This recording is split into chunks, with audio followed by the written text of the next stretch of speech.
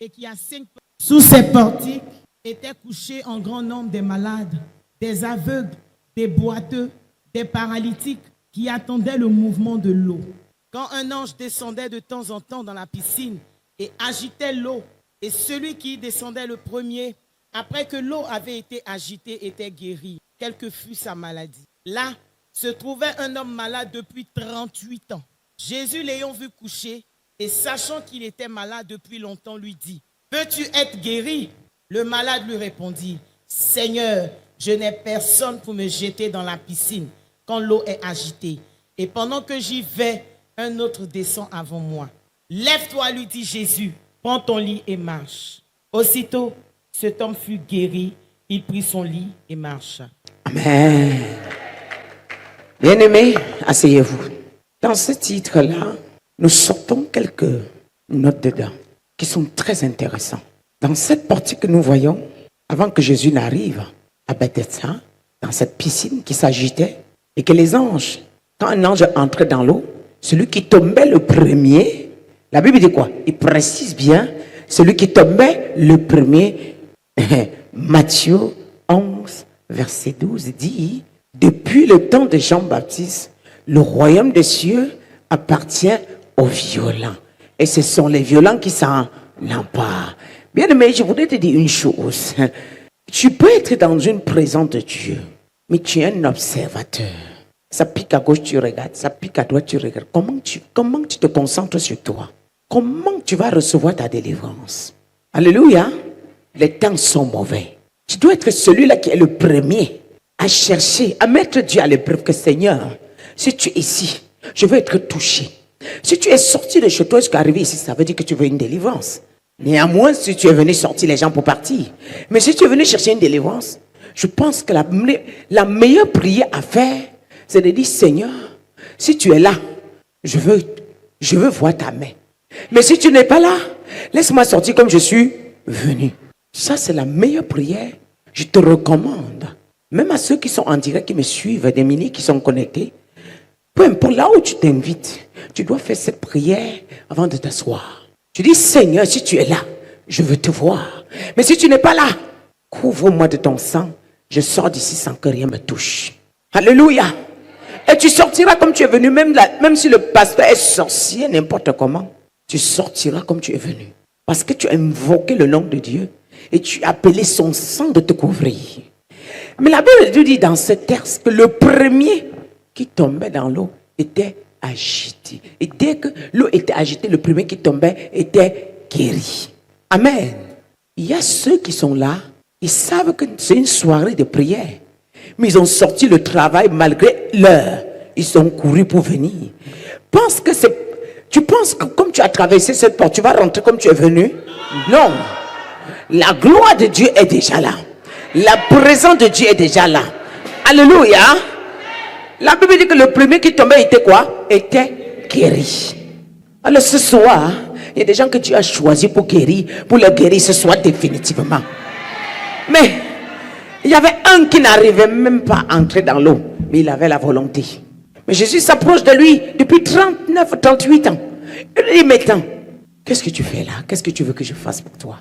Mais au lieu de dire, Seigneur, je veux être guéri. Il dit, tu sais, depuis que je suis là, je regarde à gauche, je regarde à droite, et je ne comprends pas si un jour je vais être guéri. Je ne connais pas ma situation, j'ai trop de problèmes, ça fait longtemps, je porte les mêmes situations, ce n'est jamais fini, je ne sais pas quand est-ce que ça va finir. Il avait que des plaintes dans sa bouche. Il n'a pas eu le temps de dire à Jésus que non, je veux retrouver ma santé. À tel point, Jésus lui dit, tu veux quoi aujourd'hui? Lève-toi, prends ton lit et va, car tu es guéri. Là où tu étais assis dans le monde satanique, dans le monde diabolique, contrôlé par les esprits, je t'ordonne ce soir de te lever et partir au nom de Jésus. Tu sors de la captivité au nom de Jésus. Les chaînes sont brisées au nom de Jésus. Les limitations sont brisées au nom de Jésus. Les chaînes sont brisées au nom de Jésus. Les limitations sont brisées au nom de Jésus. Tu ne seras plus jamais le même. Au nom de... Bien-aimé, assis-toi. Hey, Tant que tu es toujours au même endroit, on a le contrôle sur toi. Amen. S'il vous plaît. Acte 3, à partir du verset 2. Tant que tu es assise, on a le contrôle sur toi. Mais quand tu es debout, ce monsieur était esclave. Les gens savaient, mais ils ne voulaient pas l'aider. Oui. Mais aujourd'hui, je veux dire à quelqu'un, l'esclavage ne sera jamais ton partage. Plus jamais. Au nom de... Acte 3 à partir du verset 2. Il y avait un homme boiteux de naissance qu'on portait et qu'on plaçait tous les jours à la porte du temple, appelé la Belle, pour qu'il demandât l'aumône à ceux qui entraient dans le temple. Cet homme, voyant Pierre et Jean qui allaient y entrer, leur demanda l'aumône.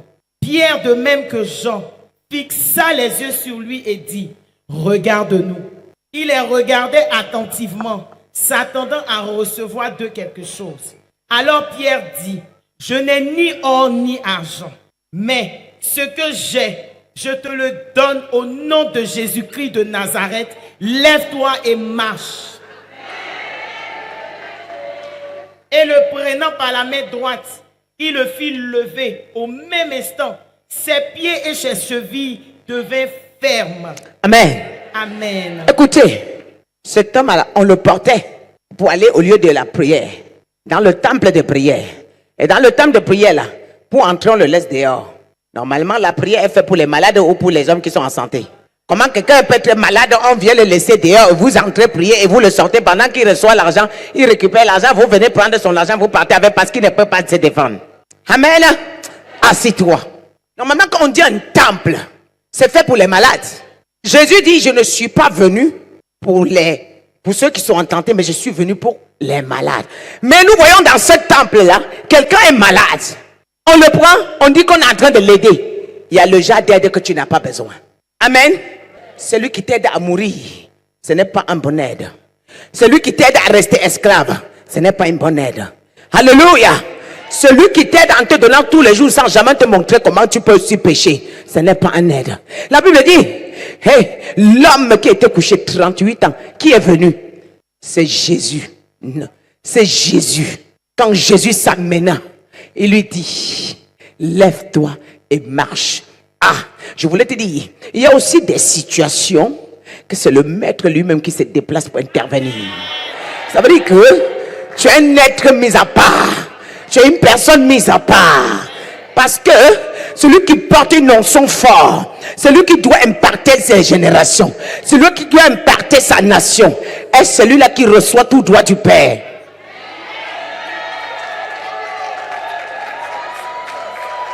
Mais ce soir, tu es distingué.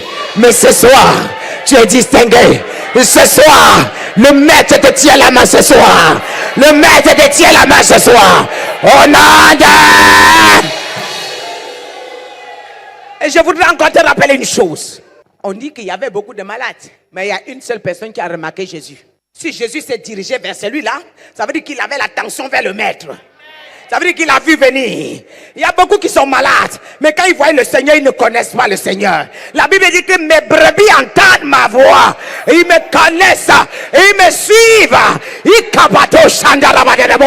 Je déclare ce soir, tu entends la voix de Dieu. Tu entends la voix de Dieu. Tu entends la voix de Dieu. Au nom de...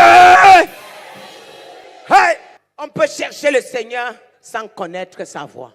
Assis-toi. On peut chercher le Seigneur sans le connaître. Mais il faut demander les yeux, les discernements. Elle dit que si tu manques de sagesse, tu fais quoi? Tu m'en demandes. Alléluia. Bon nombre, mais il y a une seule personne qui a bénéficié de la grâce que le Seigneur portait. Normalement, en tant que le Seigneur qui rentre à cet endroit avec toute la gloire, tous les malades se lèvent. Mais une seule personne. Ça veut donc dire, ta délivrance dépend de toi. Est-ce que je parle à quelqu'un? Ta délivrance dépend de toi. Écoutez. Jésus a dit, il n'est pas venu dire lève-toi, tu marches, jusqu'à ce qu'il a dit je veux ma guérison. Alléluia. On dit, tu dois activer ta foi pour entrer dans la plénitude qui est là, pour entrer dans la gloire qui est là. Alléluia. Mais Pierre arrive, il trouve ce monsieur qu'on laisse devant la porte, paraît-il depuis sa naissance. Mais les gens lui disent que tous les jours on va au temple prier. Au temple prier, il est toujours paralysé. Donc, il dépend des gens. Il demande tous les jours. Même ce qui finit de prendre comme le monde là, ce n'est pas sûr que c'est lui qui mangeait. C'est les gens du temple qui mangeaient. Voilà pourquoi on ne voulait pas qu'il rentre dedans pour être guéri. Vous voyez comment le monde est? Tu sais ce que ça symbolise? Vos faux pasteurs qui vous tiennent en captivité. Quand il te tient en captivité, il ne veut pas que tes yeux souffrent. Parce que tu vas voir son pupitre. Quand tu donnes une révélation 2 fois, hey, esprit de python, sors d'ici. Il n'y a plus la voix de Dieu à l'église. Quand tu dis, qui parle en langue comme ça, non, guettez-le un peu. Il fait quoi là? Il parle, il y a un langage ici que je ne reconnais pas. Ça me trouble. Parce que le parler en langue dégage le feu. Amen. Ça dégage le feu. Et ça lui crée la confusion. Il n'entend plus ce qui se passe. Fermez sa bouche. Amenez-le-moi, amenez. On va l'amener, l'enfant. Il met la main. Demain, la prophétie, il n'y a plus.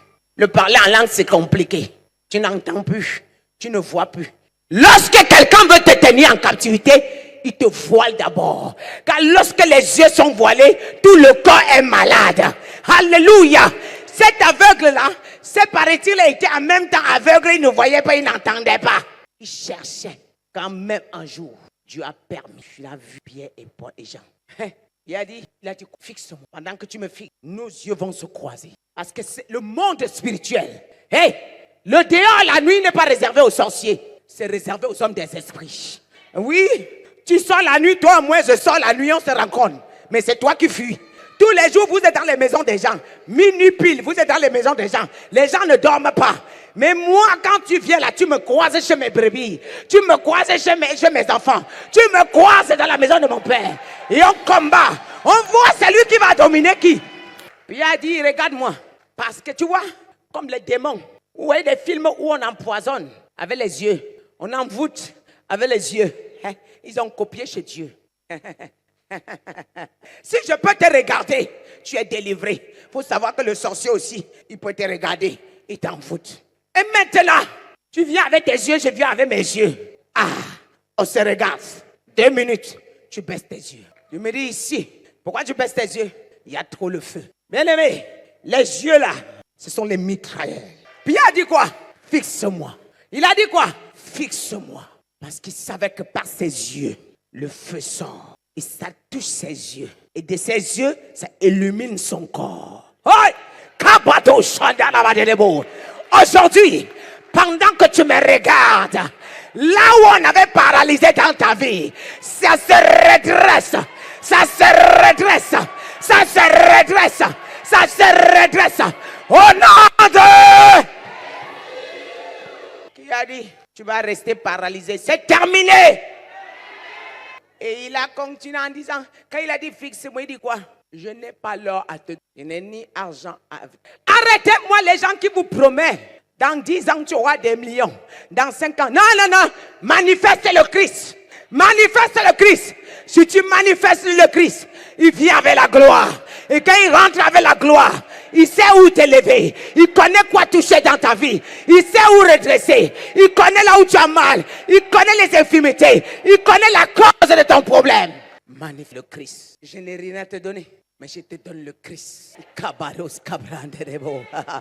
Mais je te donne le Christ. Et quand je te donne Jésus, il change ta vie à jamais. Et quand je te donne Jésus, il t'illumine.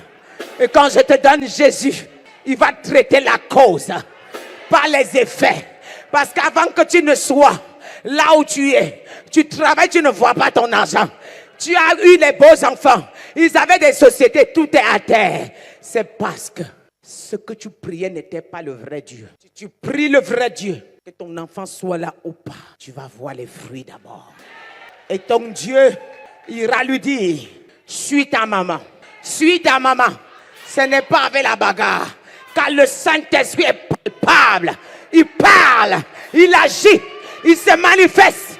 Ce n'est pas avec la bagarre. Vous tapez les gens à la maison. On va à l'église. Non, laisse-le. Laisse-le. Laisse-le. Le Saint-Esprit lui convaincra. Quand tu sais le vrai Dieu, l'enfant verra. Il comprendra. Ma mère a changé. Tout a changé. Je vois la différence. Il se lèvera. Il te suivra. Écoute, quand tu es là, mes entrailles. Alléluia. Mes entrailles. Mes entrailles. Le lien Il a pris ton lait, tu l'as nourri et tu pleures. Tes pleurs montent à lui. Ce n'est pas avec la bagarre que tu vas conquérir l'enfant. Non. Fais pour toi. Rassure-toi d'être correct avec Dieu.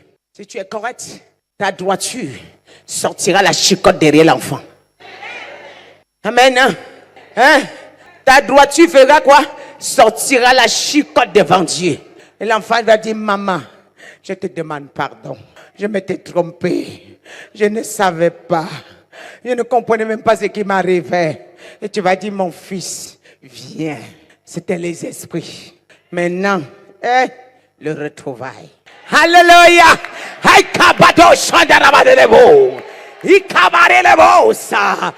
Je déclare le retrouvaille dans ta vie. Toi et tes enfants. Je déclare le retrouvaille entre toi et tes enfants. La délivrance de tes enfants. Ta propre délivrance. Au nom de... Toi, tu fais pour toi, je fais ma part dans ma chambre. Amen. Si tu es dans les ténèbres, moi je suis dans la lumière. Ma lumière t'éclaire. Tu es dans ta chambre, tu fais pour toi. Et moi, je suis dans ma chambre, je fais pour moi. Alléluia. On va voir pour qui va dominer. Et c'est la lumière qui finit par dominer les ténèbres. Je vais vous dire, les ténèbres, c'est l'absence de la lumière. Et comment je peux porter la lumière? Tu me domines. Aïe. Il y a quelque chose. Laisse-moi te dire quelque chose. Il a dit, regarde-moi. Pendant qu'il le regardait, il s'est levé. Il a marché. Je vais vous dire, la délivrance de ce monsieur a créé l'hostilité. Les gens se sont indignés, ils ont dit, hey, qui marche? Lui qui nous fournissait l'argent, lui qui escroquait pour nous donner. Hey, il est debout. Maintenant, nos comptes bancaires, on ne pourra plus avoir de l'argent. On est dans les problèmes. Voilà pourquoi quand tu traverses cette porte, les anciens pasteurs t'écrivent. Tu es où? Tu es où? Il ne plaît pas ta délivrance. Il plaît ta poche. Ton argent que tu l'as envoyé tous les jours là. Et il te dit, le mois-ci, donne-moi tout ce que tu as travaillé. Le Seigneur m'a dit, tu vas travailler tout ton salaire, tu vas me donner. Escroc, bandit, voleur. Jamais Dieu peut donner une prophétie pareille. Jamais. Quand Dieu veut bénir, il peut parler à la personne. Il peut dire à la personne, donne tes choses à mon serviteur. Ce n'est pas toi qui vas aller dire. Dieu m'a dit, tu vas me donner ton terrain. Les voleurs, vous serez rattrapés tous. Prends-nous à laisser. Tu es content de moi ou pas? Tu vas faire quoi? Il ne faut jamais accepter une prophétie quand le pasteur te prophétise. Il est en train de se glorifier. Il est en train de te dire, tu ne m'as pas donné de l'argent. Le mois dernier, tu ne m'as pas donné l'argent. Même la dîme ne se paye pas avec la force. Ah non! Tous les jours, on tourne la porte des gens qui n'ont pas payé la dîme. C'est quelle histoire ça? Puisqu'on fait la vidéo, vous n'avez pas payé vos offrandes. Vous n'avez pas payé vos dîmes. Vous êtes maudits. Comment ça? Tu iras parler à son enfant. Même s'il va t'utiliser de parler, ce n'est pas avec une telle agressivité. C'est la colère de la pauvreté, de l'escroquerie que tu avais là qui se manifeste. Mais vous allez encore manifester bientôt. Je les avais dit que ce sont les centres commerciaux, les boutiques. Je les ai dit que ça va se fermer. Est-ce que ce n'est pas en train de se fermer? Ce qui sert pour Dieu ne sert pas par rapport à quelque chose. C'est en train de se fermer, non? Allons-y, il y a Dieu. On y va quelque part. Mais je viens te dire ce soir, ils ne te trouveront plus. Ta délivrance va créer l'hostilité. Ta délivrance va créer l'hostilité. Ta délivrance va créer l'hostilité. Ta délivrance va créer l'hostilité. Parce qu'ils seront étonnés. Ils seront dépassés de qui tu es. Comment la lumière apparaît. Comment tu es devenue belle. Le voile qu'on t'avait mis. C'est retiré. Au nom de... Tu es béni. Tu es béni. Tu es béni.